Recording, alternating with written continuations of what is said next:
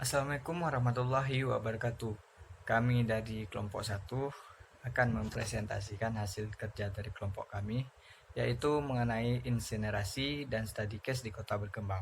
Untuk anggota kelompok sendiri beranggotakan 6 orang, yaitu terdiri dari Siti Sundari, Safina Tunajah, Rida, Muhammad Iqbal Mawazin Kistan, Khairul Yusar, dan saya sendiri Salma Al-Farisi.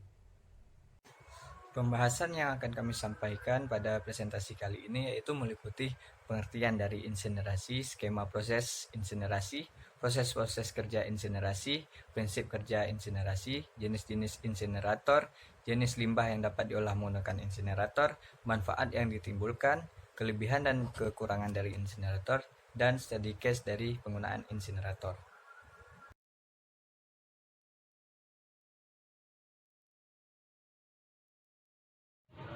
Berikut adalah pengertian dari insinerasi. Insinerasi adalah proses pemusnahan material organik secara termal melalui proses pembakaran dalam suatu sistem yang terkontrol dan terisolir dari lingkungannya. Adapun tempat untuk pembakaran sampah dinamakan dengan insinerator. Kemudian adapun fungsi dari insinerator ini yaitu untuk menghancurkan limbah organik melalui pembakaran. Skema proses insinerasi. Dalam skema proses insinerasi sendiri terdiri dari 4 unit. Yang pertama, unit penampung, yaitu untuk menampung sampah yang akan diproses. Selanjutnya, itu unit pencacah. Di unit pencacah sendiri terjadi pereduksian sampah dengan tujuan untuk mempercepat waktu kontak antara api dengan sampah. Lalu yang ketiga, unit pembakaran, yaitu tempat terjadinya pembakaran sampah dengan menggunakan suhu tinggi. Nah, dari hasil pembakaran tersebut akan diperoleh buangan padat atau abu. Selanjutnya unit keempat yaitu unit pengendali gas. Unit ini mampu melepaskan emisi atau sisa gas dari proses sebelumnya melalui cerobong. Nah, hasil dari insinerasi sendiri yaitu berupa buangan padat atau buangan cair.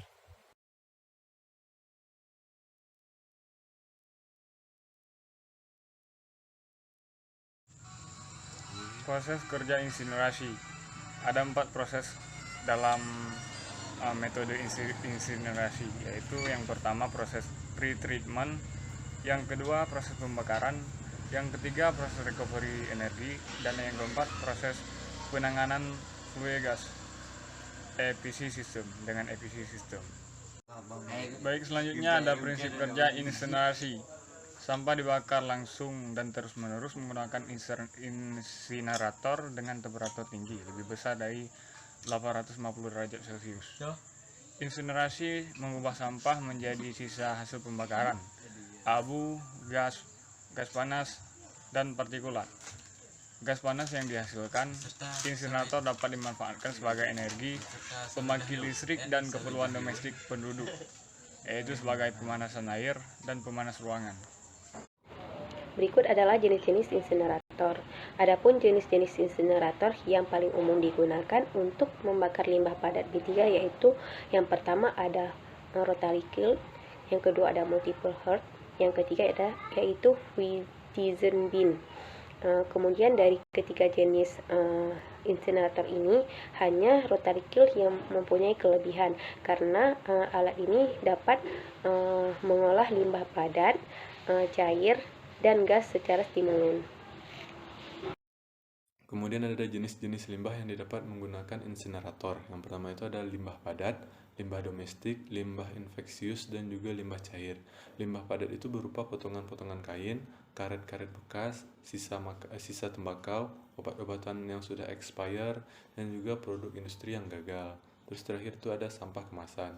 Dan untuk limbah domestik itu berupa sampah daerah atau sampah kota, dan juga sampah perumahan. Dan ada limbah infeksius. Limbah infeksius itu merupakan limbah yang didapatkan dari rumah sakit dan lab pengujian. Yang keempat itu ada limbah cair.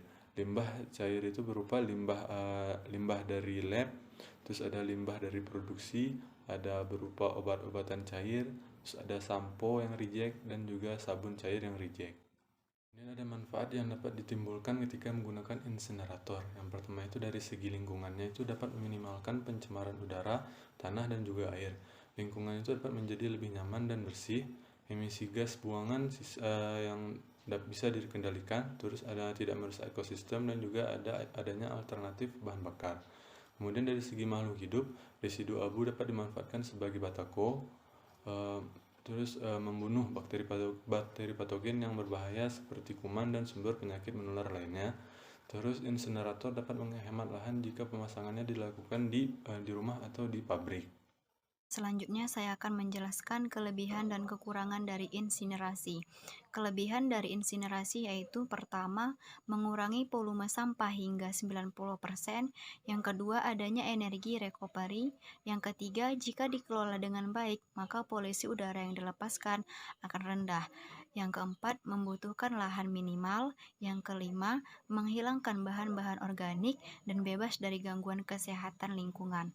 Yang keenam, panas kalor dapat dijadikan sumber energi listrik. Nah, selanjutnya kekurangan dari insinerasi yaitu menghasilkan limbah berbahaya atau residu AVC yang membutuhkan pembuangan yang aman.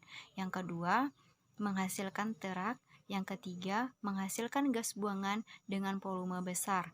Yang keempat, investasi dan biaya operasional tinggi. Yang kelima, biaya pemeliharaan tinggi. Yang keenam, membutuhkan staf ahli. Yang ketujuh, membutuhkan komposisi yang cocok untuk autocombustion. Selanjutnya adalah studi case. Jadi menurut Unit Pelaksana Tugas Daerah PPAK Mengapa Makassar tahun 2016, bahwa produksi sampah di Kota Makassar itu sebanyak 700 sampai 800 ton per hari.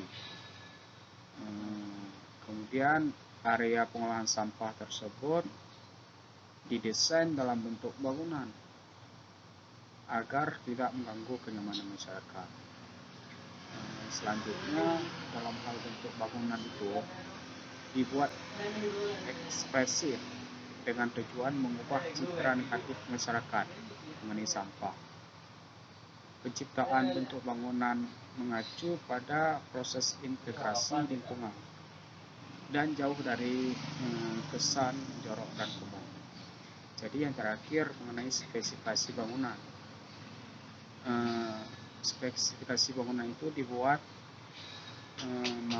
dirancang mampu membakar sampah hingga 700 ton per hari menggunakan mesin integrasi listrik 10.000 kW sebanyak 2 meter. Untuk operasional insinerator menggunakan 50% dari total output listrik.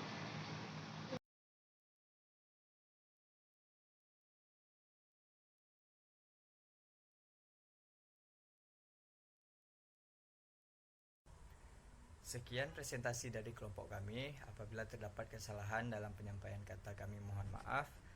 Wassalamualaikum warahmatullahi wabarakatuh.